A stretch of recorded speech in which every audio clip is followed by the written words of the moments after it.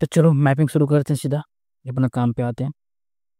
तो देखो, आज का जो मैपिंग है ना, उससे पहले होती है एक जियो पॉलिटिकल लोकेशन, जो बहुत टाइम से न्यूज़ में रहता है, अभी भी न्यूज़ में है, आगे भी शायद रहे न्यूज़ में। उसका सबसे बड़ा अभी वजह है एक तुम्हारा, जो भी रशिया और यूक्रेन की लड़ाई चल रहा है, क्योंकि उसी के आसपास के कंट्री है, ब्लैक सी के आसपास के। तो इसलिए ब्लैक सी उनकी वजह से न्यूज़ में रहता है।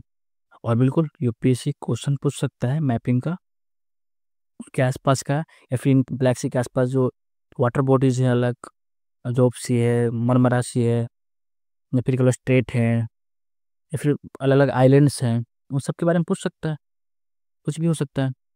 ठीक लोकेशन है, लोकेशन बेस्ड हम पढ़ेंगे थोड़ा सा, बस मैपिंग करेंगे, मैप को देखेंगे, समझेंगे उसको कुछ तरीके से, कहानी सुन के जिस तरीके से भी समझ सकते हैं। बाकी यूपीएससी के लिए ज़रूरी है, बाकी क्यूरियस हो मैपिंग को लेकर तभी देखो, अच्छा लगे शायद। तो आगे बढ़ते हैं। तो देखो, इस मैप को देखो तुम, ठीक है। तो पहली बात समझो ना कि पहले एक चीज़ देखो, मान लो ये ब्लैक सी है, ठीक है, ये है ब्लैक सी।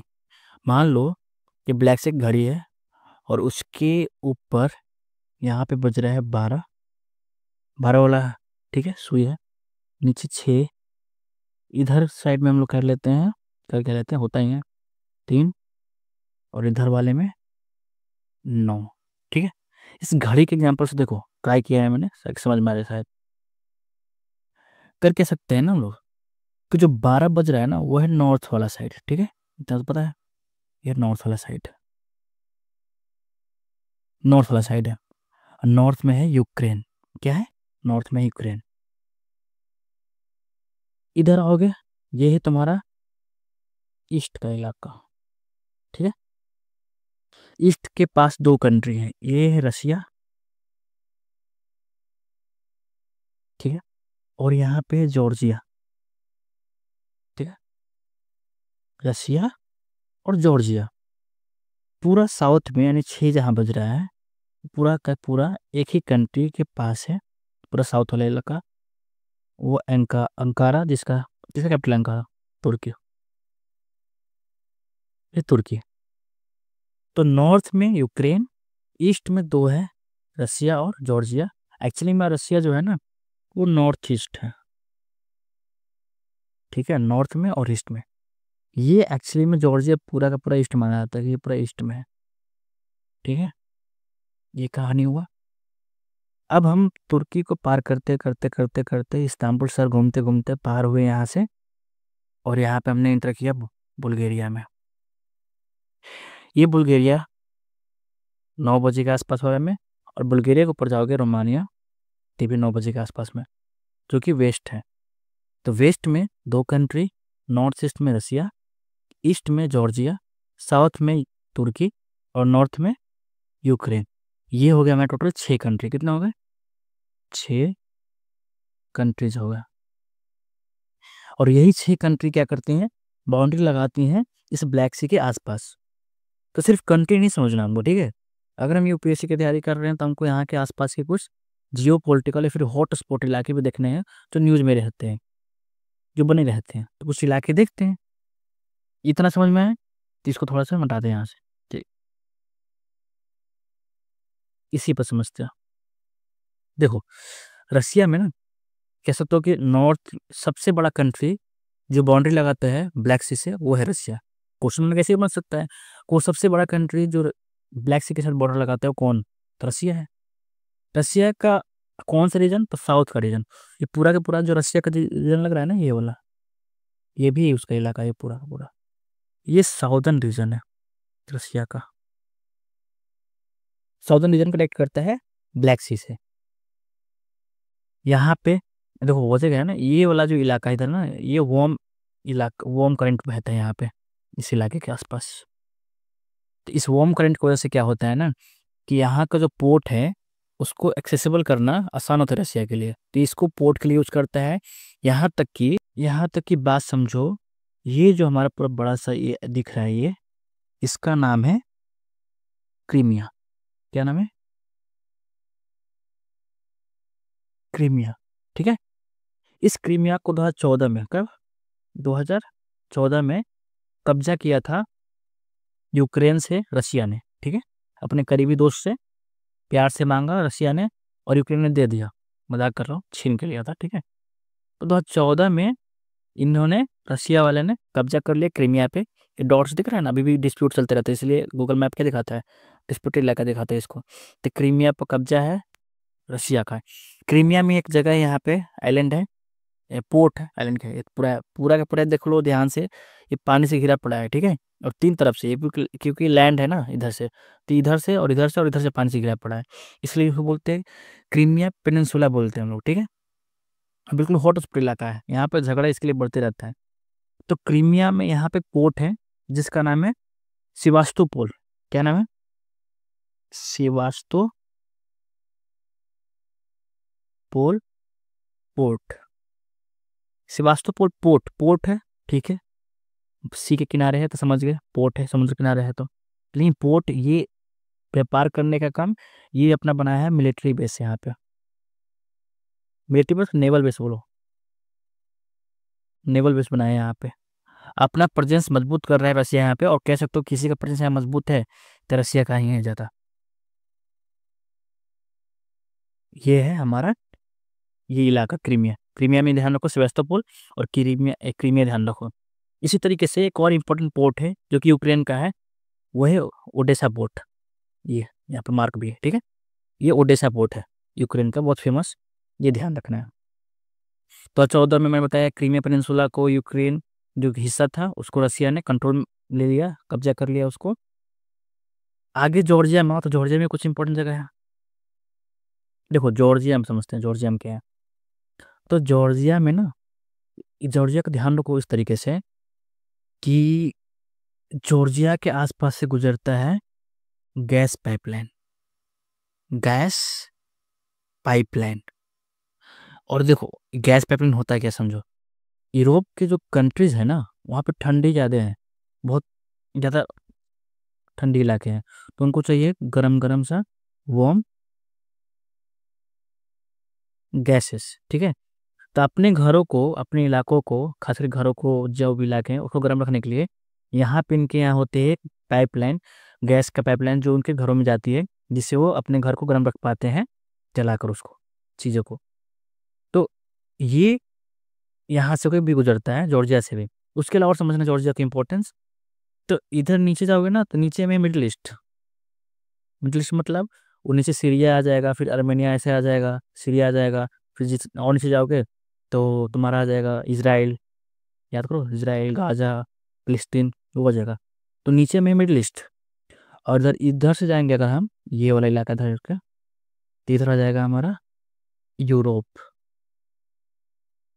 तो हम इसको कहते हैं कि ये भाई गेटवे है, क्या है, ये रास्ता है, ये दरवाजा है यूरोप के जाने का, ठीक है। ये कहानी हमारा है यहाँ पे। तो एक बार में हम समझे बात को। तो यूक्रेन जो है वो है बिल्कुल नॉर्थ में, और वहाँ पे एक इम्पोर्टेंट पोर्ट है जिसको हम लोग बोलते हैं ओडेसा पोर्ट, ठीक है।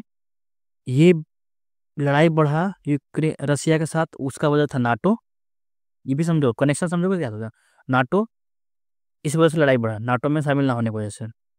फिर रसिया नीचे में जो है, रसिया के नीचे जॉर्जिया, ये नाटो का अलाई है, नाटो का है अलाई है, टीवी नाटो जुड़ा हुआ। और इनके साथ भी झगड़ा हुआ था रसिया का, एक लड़ाई हुआ था 2008 में जॉर्जिया के साथ। हो गया बात खत्म। अब नीचे हो, जॉर्जिया से नीचे मुड़े तो ये हमारा तुर्की, ठीक है। तुर्की ने अपना नाम चेंज कर लिया, क्या रख लिया, तुर्की रख लिया, ये भी ध्यान रखना। तो तुर्की जो है ना, तुर्की ध्यान रखो कि बड़ा सा तो पहले बॉर्डर लगाता है ब्लैक सी से। उसके अलावा यहाँ पे ना 2 स्टेट भी हैं इसके, जो कब्जा कब्जा क्या रखा है, इसके कंट्रोल में है, और उसी से कमाता है खोर। तो स्टेट बाद में समझते हैं, उसका अलग मामला है, पहले समझते हैं बॉर्डर पे। तो तुर्की का इंपॉर्टेंस क्या है, तो इसका भी सबसे बड़ा इंपॉर्टेंस ये है कि नाटो का मेंबर है, नाटो का मेंबर,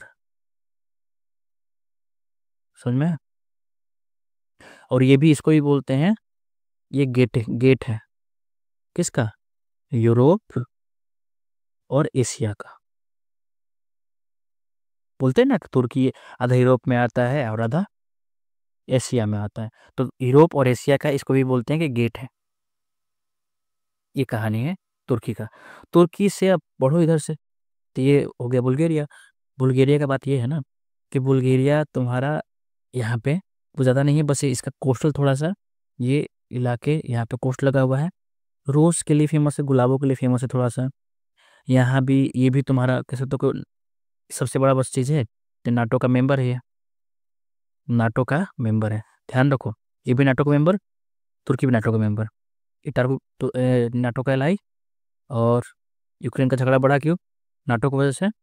और रोमानिया ऊपर, बुल्गारिया के ऊपर जो रोमानिया है, यहाँ पे दो चीज़ ध्यान रखना है, ठीक है। रोमानिया में ये तो तुमको ध्यान रखना है,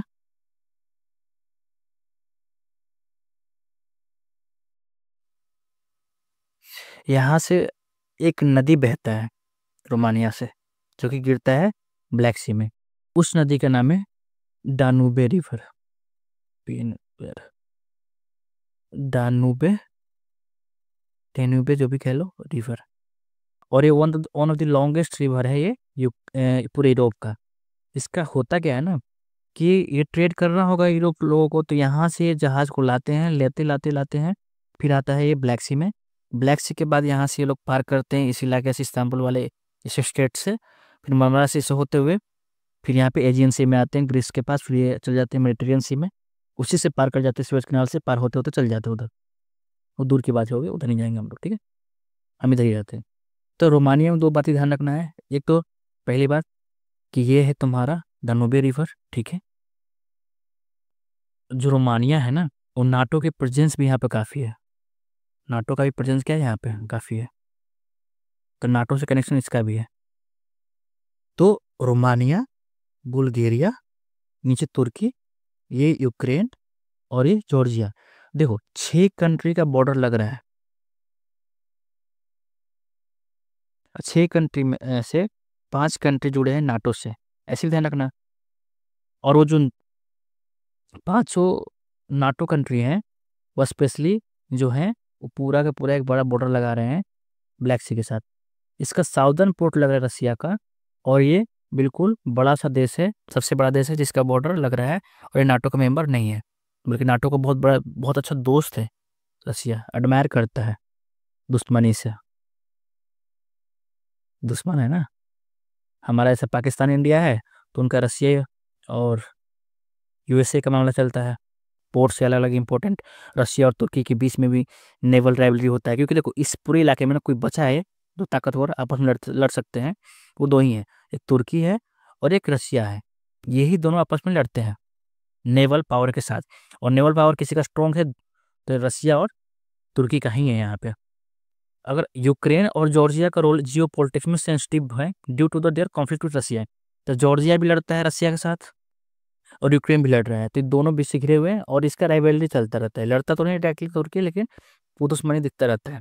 नाटो कंट्री जैसे कि रोमानिया, बुल्गारिया, ये ब्लैक सी को अपना डिफेंस और ट्रेड के हब के बनाते हैं, ठीक है। ये दोनों नाटो कंट्री भी पता है, ये दोनों भी अपना ये सब। तो देखो ये कहानी था हमारा पूरे बॉर्डर के आसपास का। और ऐसे ही यहाँ ध्यान रखना है कि किस तरीके से नाटो से ध्यान रखो, इस क्लॉक से ध्यान रखो जो क्लॉक बताया मैंने। और क्या कर सकते हैं, और कुछ कर भी सकते हैं। तो जो कहानी बताया कि इनकी दोस्ती का ध्यान रखो, यूक्रेन और रसिया के कितना से दोस्त हैं। जॉर्जिया की भी दोस्ती का ध्यान रखो। रसिया अपने दो दोस्तों से बहुत जुड़ा हुआ है, तुर्की का सबसे लंबा बॉर्डर, और ये दोनों में यहाँ पे डानुबे रिवर जो ब्लैक सी में गिरता है, वो है रोमानिया और ये बुल्गारिया।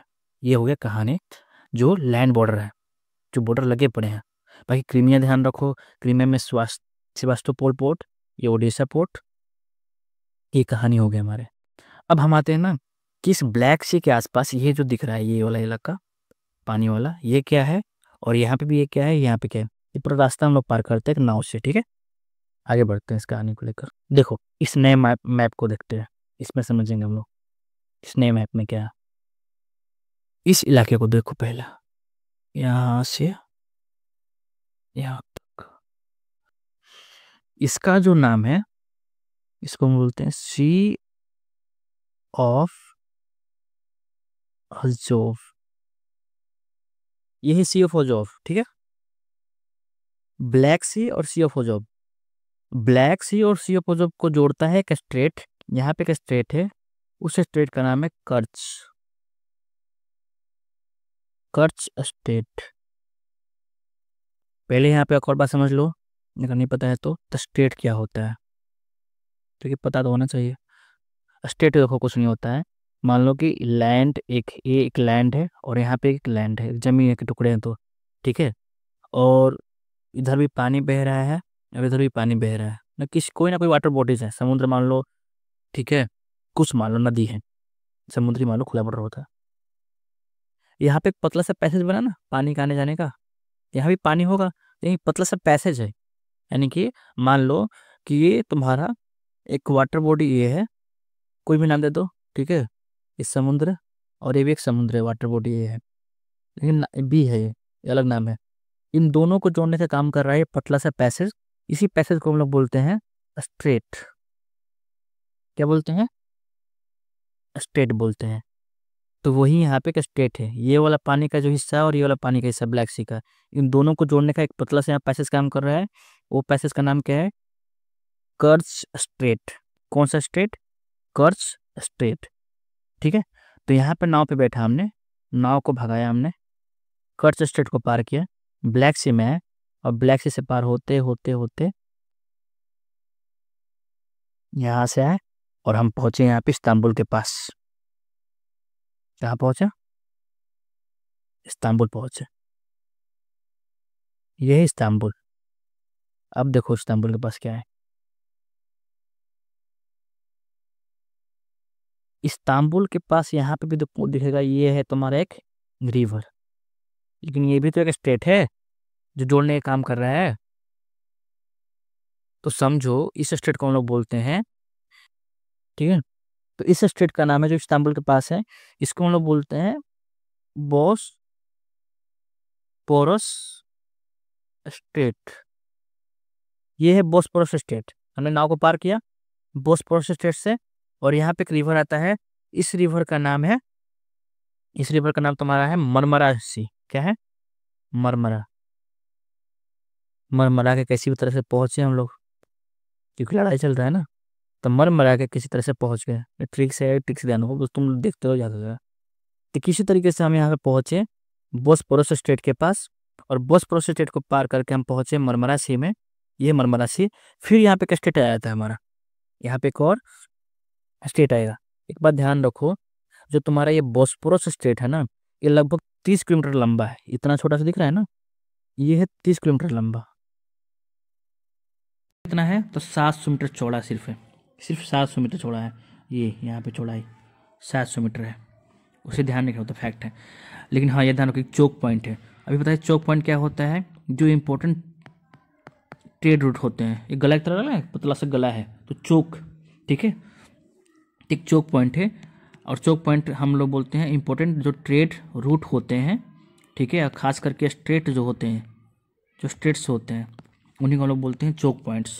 तो एक चोक पॉइंट्स है, बहुत इंपॉर्टेंट चोक पॉइंट है, बोस्पोरस स्टेट, फिर मरमरा सी, मरमरा सी से यहाँ से पार करते हैं एक और स्टेट। इस स्टेट का नाम क्या है? तो इस स्टेट का नाम है तुम्हारा डार्डनल, डार्डेनल्स स्टेट, ये है। और इस स्टेट को हमने पार किया, डार्डेनल्स स्टेट, तो हम लोग पहुंचे एक नया सी में, ये वाला सी, ठीक है।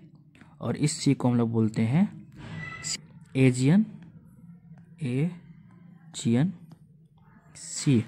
और एजियन सी लगता है तुम्हारा ग्रीस से, ये ग्रीस है, यहाँ से लगता है, तो ये एजियन सी है, नीचे तक जाता है ऐसे, और यही फिर जाकर एजियन सी जुड़ता है तुम्हारा आगे, वो है तुम्हारा मेडिटेरियन से, ठीक है। नीचे देखो, तो यही कहानी है, समझे बात को। तो एक रफ देखो, ये ब्लैक सी, पहले हम लोग सी अपोजॉब से निकलेंगे, कर्च स्ट्रेट को पार करेंगे, वहाँ से पार करते करते हम ये रास्ता धरते धरते पहुँचेंगे कहाँ पे? यहाँ पे, ये है बोस्पोरस स्ट्रेट। बोस्पोरस स्ट्रेट को पार करके हम पहुँचेंगे मरमरा सी में, ठीक है। मरमरा सी से पार करके हम लोग पहुँचेंगे डार्डेनल स्टेट में, और डार्डेनल स्टेट से पार करके हम पहुँचेंगे एजियन सी में। तो ब्लैक सी के आसपास की कंट्री और ये अलग अलग उसके चोक पॉइंट्स। हमने इन बातों को समझ लिया, ठीक है, यही बात था और ज़्यादा बात नहीं था। ज़्यादा समझना है, डाल्टन स्ट्रेट क्या है, लगभग 61 किलोमीटर लंबा है और लगभग 1.2 किलोमीटर चौड़ा है। तो ध्यान, ये सब बात ध्यान नहीं रखना है, बस इतना ही ध्यान रखना है कि चोक पॉइंट्स कौन कौन से। कर्स भी समझ लिया हमने, ठीक है, बोस्फोरस भी समझ लिया, डार्डेनल भी समझ लिया, हो गया। और ये सेवास्तोपोल, ये ओडेसा पोर्ट, ये कहानी हमारा पूरे ब्लैक सी का ख़त्म हो गया यहीं पे।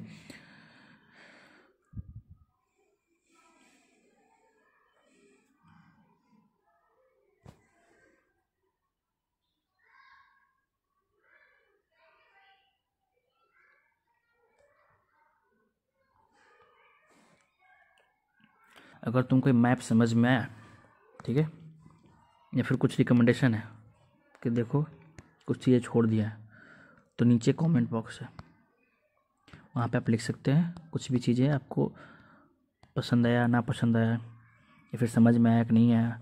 अपने राय, अपना ओपिनियन, अपना जो भी विचार है वहाँ पे रखिए। बाकी मिलते हैं अगले क्लास में अगले पॉइंट्स के साथ, अगले नए चैप्टर के साथ, जियो पॉलिटिक्स के नए हॉट स्पॉट्स के साथ। तब तक के लिए बाय।